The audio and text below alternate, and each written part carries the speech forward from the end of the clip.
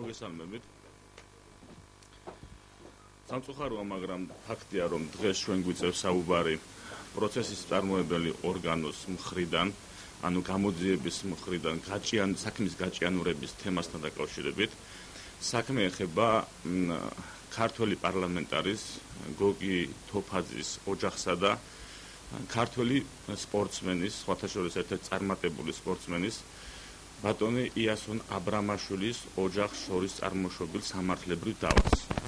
ეს დავა დღეს მდგომარეობით გამოძიების განსჯადია, საგამოძიებო ორგანოები, როგორც წესი, კანონმდებლობიდან გამომდინარე, დაუყოვნებლივ საგამოძიებო მოქმედებებს უნდა ახორციელებდნენ, თუმცა ეს კონკრეტულ შემთხვევაში არ ხდება.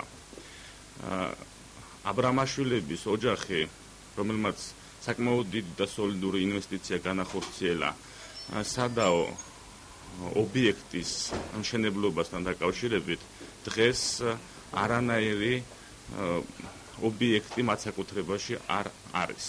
შესაბამისად, დაცვის მხარემ წარუდგინა არქეოლოგიური სახის მტკიცებულებები გამოძიებას პროცესის წარმოებელ ორგანოს, რითაც დასტურდება, რომ წილის ნაწყიდობის ხელშეკრულება, რომელიც გაფორმებულია კონკრეტულ თემასთან დაკავშირებით, სავარაუდოდ შესაძლებელია იყოს დოკუმენტაციის გაყალბების ფაქტთან დაკავშირებით, ფაქტობრივი გარემოებების შემცველი.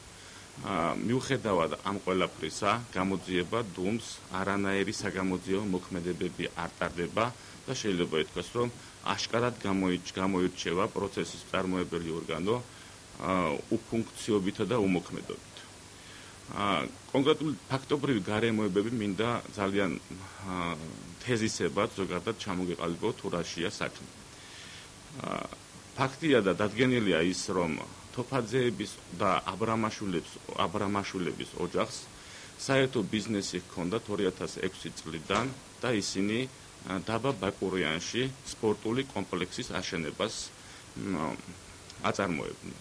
თუმცა 2011 წელში, შემდგომში როგორც გაირკვა, იასონ აბრამაშვილი, რომელიც იყო ერთ-ერთი, ასე ვთქვათ, პარტნიორი მათ მიერვე დაარსებული შეზღუდული პასუხისმგებლობის საზოგადოებისა, არანაირი წილის მფლობელი არ იყო. სანოტარო აქტის მიხედვით დგინდება, რომ 2008 წლის 4 აგვისტოს პარტნიორთა კრების გადაწყვეტილებით იასონ აბრამაშვილი ვითომდა გადის, ასე ვთქვათ, პარტნიორობიდან, ხოლო 2008 წლის 4 დეკემბერს ასევე სანოტარო აქტით დგინდება ის ფაქტი, რომ იასონ აბრამაშვილი არანაირი წილის მფლობელი აღარ არის კონკრეტული შეზღუდული პასუხისმგებლობის საზოგადოებაში.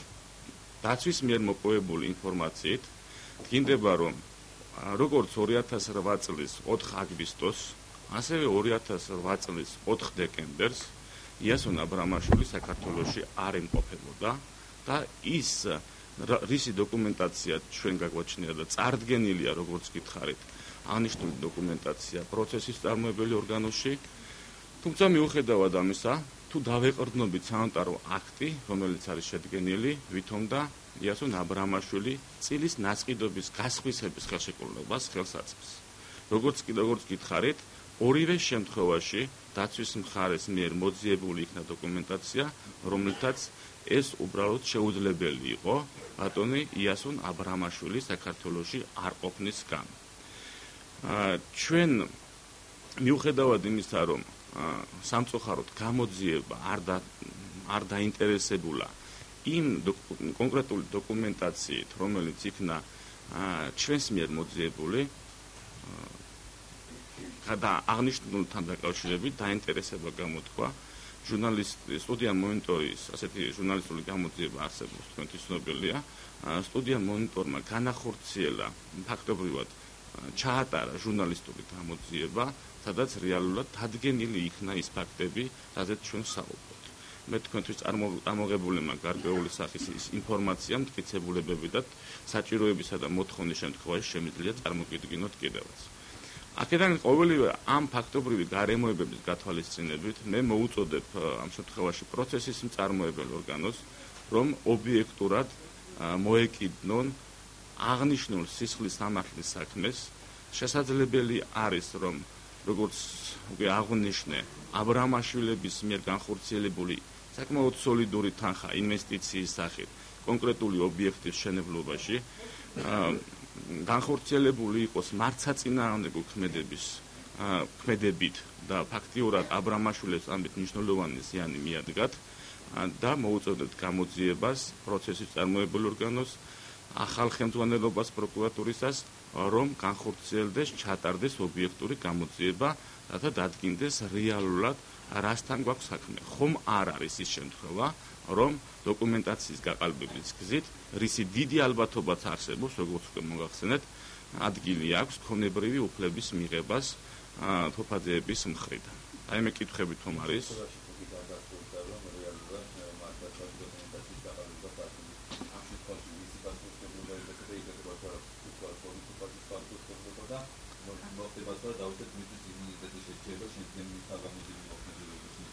იმუნიტეტის შეჩერების საკითხი ეს არის გარკვეული ცალკე სახის პროცედურა, რომელსაც გარკვეული ნორმატიული აქტები განსაზღვრავენ, რაც შეეხება ჩვენი მოთხოვნა არის, რომ გამოძიება დაინტერესდება სრულყოფილად ობიექტურობის მაღალი ხარისხით იყოს განხორციელებული კონკრეტული საგამოძიებო მოქმედებების ჩატარება.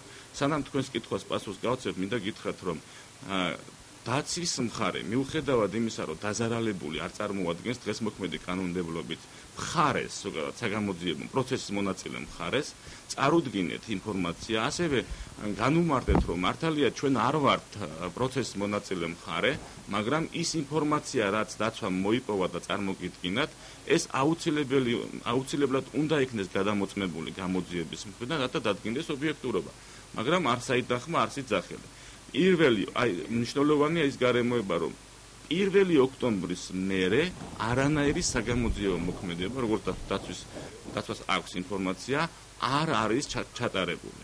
ჩვენ წარუდგინეთ დოკუმენტაცია, ერთის მხრივ როგორც მოწმეების ჩვენებები, გამოკითხვა განახორციელეთ, რომელიც დასტურდებოდა, რომ იასონ აბრამაშვილის ოჯახის მხრიდან ხორციელდებოდა მთელი 6 წლის განმავლობაში აღნიშნული სადავო ობიექტის მშენებლობა. არ დაინტერესდა გამოძიება ამ მოწმეთა ჩვენებებით. წარუდგინეთ დოკუმენტაცია, რომელთაც დასტურდება, რომ 2008 წლის 4 აგვისტოს საქართველოში არ იმყოფება იასონ აბრამაშვილი. ამით არ დაინტერესებულა გამოძიება. არ ჩაატარა 4 აგვისტოს სანოტარო აქტის მოქმედებასთან დაკავშირებით რაიმე სახის ექსპერტიზა. უფრო მეტიც, სანოტარო აქტი, რომელიც გამოთხოვილი იქნა ჩვენს მიერ შესაბამისი ორგანოდან, გინდებოდა, რომ აბრამაშვილის მაგივრად ხელის მოწერა ნოტარიუსთან არსებულ დოკუმენტაციაზე აბრამიშვილის ხელის მოწერით იყო განხორციელებული. ყოველივე ეს საკმაოდ საფუძვლიან ეჭვს ვადებს. რაც შეეხება იმ შემთხვევაში, თუ დადგება გარკვეული სახის ობიექტური გამოძიების შემდგომ პასუხისმგებლობა არ არის გამორიცხული დადგეს როგორც თოფაძეების წარმომადგენლების, ასევე თუ ისინი იქნებიან ჩართულები და ფაქტია აშკარა მტკიცებულებები, ეს ამიტომ ვიძახით, რომ გამოსაძიებელია. იმ შემთხვევაში, თუ დადგება გარკვეული სახის პასუხისმგებლობა, არ არის გამორიცხული ეს იყოს მისი შვილის, ან ამ შემთხვევაში ბატონი გოგი თოფაძის, ან მისი პასუხისმგებლობის. თუ მათი უშუალო მონაწილეობა, რა თქმა უნდა, დადასტურდა. ჩვენი პრეტენზია პროცესის წარმოებელი ორგანოს მხრიდან სწორედ ის არის, რომ არათუ რაიმე სახის შემაჯამებელი გადაწყვეტილება უბრალოდ უმოქმედოა დღეს სიტუაციით, ამჟამინდელი მდგომარეობით გამოძიება.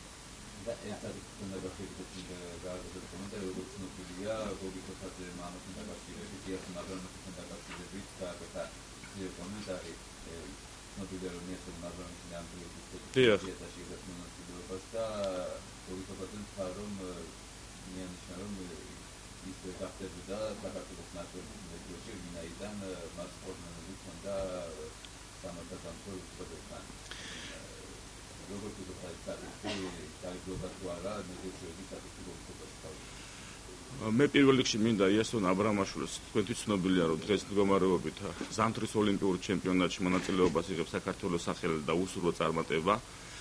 რაც შეეხება ბატონი გოგი თოფაძის მიერ გაკეთებულ განცხადებას ეს ჩემთვის ცნობილია. მან განმარტა, რომ ვითომდა იასონ აბრამაშვილის გარკვეული სახის პასუხისმგებლობა მის მიმართ დადგენილი.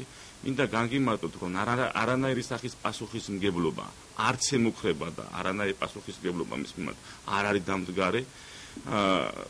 შესაბამისად, მის მიერ გაკეთებული ინტერვიუ ერთ-ერთი ჟურნალისტის მიმართ ძალიან დიდ კითხვებს პადებს კითხვას იმისას, რომ არ არის გამორიცხული, რომ სწორედ იმიტომ არ მოხდა თუნდაც ბატონ იასონ აბრამაშვილის მიერ ასე ვთქვათ მედროშეობა, რომ ეს პირდაპირ კავშირში შესაძლოა იყოს, რომ იგი დაპირისპირებულია მისი ოჯახი, თოფაძეების ოჯახს. ეს მკითხველის გასაანალიზებელია პირველ რიგში და ჩემი სუბიექტური აზრი არის, რომ არ არის გამორიცხული, რომ ეს ასე იყოს, ვინაიდან მისი კომენტირება და კომენტარი, რომელიც გავრცელდა, ამის რეალურ შესაძლებლობას იძლევა.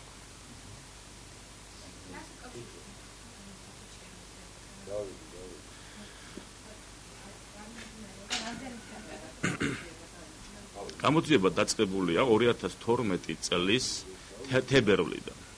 გარკვეული საგამოძიებო მოქმედება განხორციელებულია, თუმცა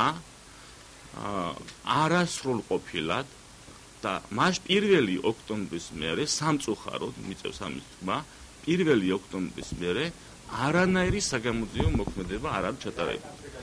გამოძიება ძალიან კარგი კითხვა. როგორც მოგახსენეთ, 2 სანოტარო აქტი არსებობს ამ ფაქტთან დაკავშირებით და ამ თემასთან დაკავშირებით. არის 2008 წლის 4 აგვისტო და 2008 წლის იმავე წლის 4 დეკემბერი.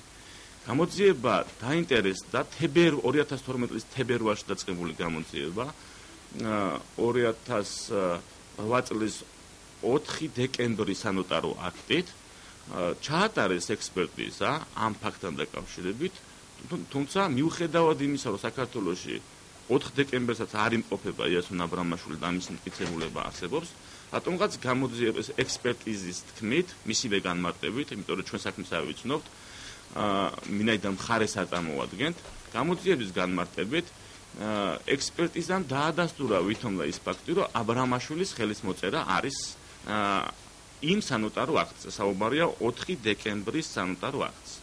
თუმცა აქვე მინდა განმარტო, რომ ექსპერტიზა არის სპეციალური ცოდნის მქონე პირი, რომელსაც უპირისპირდება ამჟამად ფიზიკურად პიროვნების საქართველოში არ არსებობა, რომელიც დადასტურებულია როგორც საზღვრის კვეთიდან აღებული, საზღვრის დაცვის დეპარტამენტიდან აღებული საზღვრის კვეთის ინფორმაციით, ასევე იმ ფაქტით, რომ ის პიროვნება ფედერაციიდან აღებული ცნობის საფუძველზე ირკვევა, რომ 4-ში და 5-ში ეს პიროვნება იასონ აბრამაშვილი საქართველოში არ იმყოფება და ამასთან ერთად არსებობს სპორტსმენის, გარკვეულ საიტზე ინფორმაცია, ოფიციალურ საიტზე, სადაც უშუალოდ იასონ აბრამაშვილი 4 და 5 დეკემბერს იღებს იტალიაში ჩატარებულ ზამთრის ჩემპიონატში მონაწილეობას.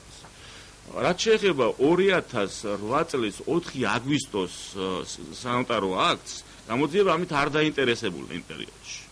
და ჩვენ დაცვის მხარის მიერ მოპოვებული ინფორმაციით, როდესაც აღმოვაჩინეთ, რომ გარკვეულ 8 აგვისტოს გარკვეული სანოტარო აქტი განხორციელდა და მოქმედებას ჰქონდა აქტიურ მოქმედებას წილის ნაწყიდობის ხელშეკრულებასთან დაკავშირებით განხორციელებული, ჩვენს მიერ ამოღებული იქნა ის დოკუმენტაცია სანოტარო პალატიდან, სადაც დადგინდა ის ფაქტი, რომ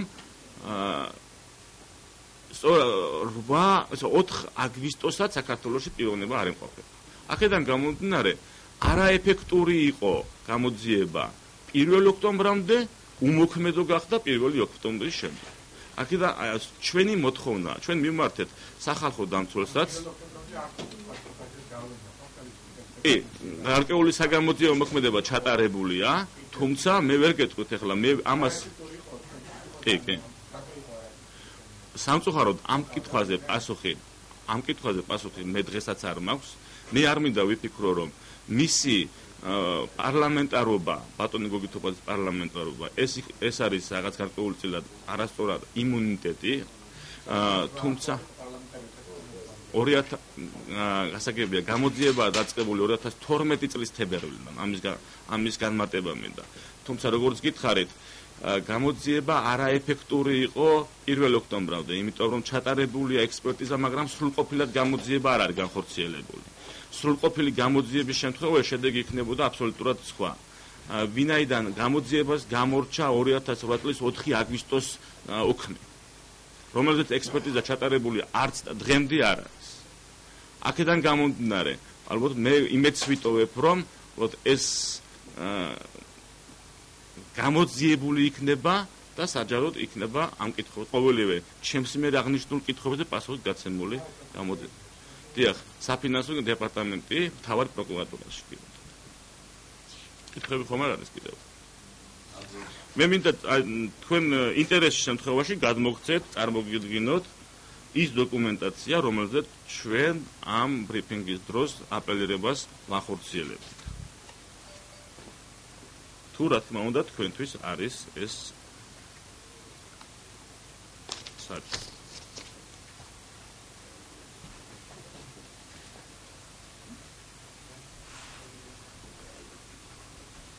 აი ეს მოგცემ შენ. ასე ორ ეგზემპლარად არის წარმოდგენილი